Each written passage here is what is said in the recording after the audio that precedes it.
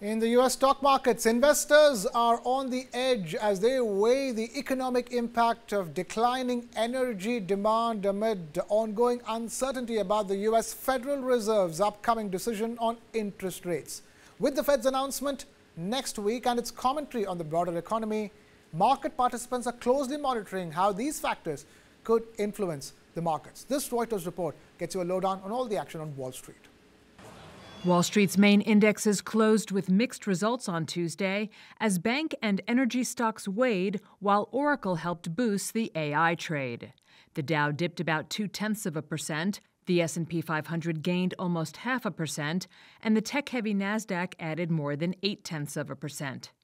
Energy was the biggest percentage decliner among the S&P's 11 sectors, losing about 2%, as crude oil futures fell after OPEC Plus cut its 2024 and 2025 demand forecast. Bank stocks fell broadly after Goldman Sachs CEO David Solomon said late Monday that trading revenue could fall 10% this quarter. That was followed Tuesday by J.P. Morgan Chase's tempered expectations about income from interest payments. Uncertainty about the Federal Reserve's decision on interest rates next week also fueled investor anxiety.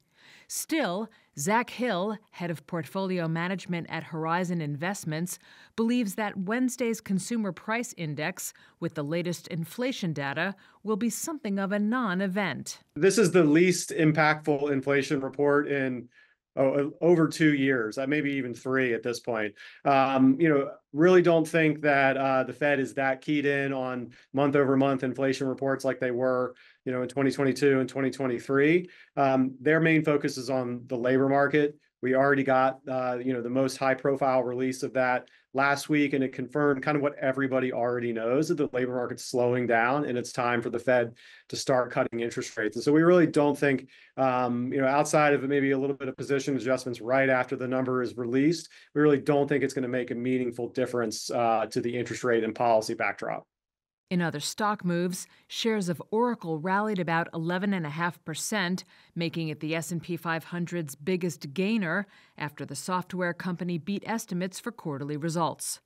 On the flip side, Hewlett-Packard Enterprise was the S&P 500's biggest decliner on Tuesday, falling 8.5% after the server maker announced a $1.35 billion mandatory convertible preferred stock offering to fund its acquisition of Juniper Networks.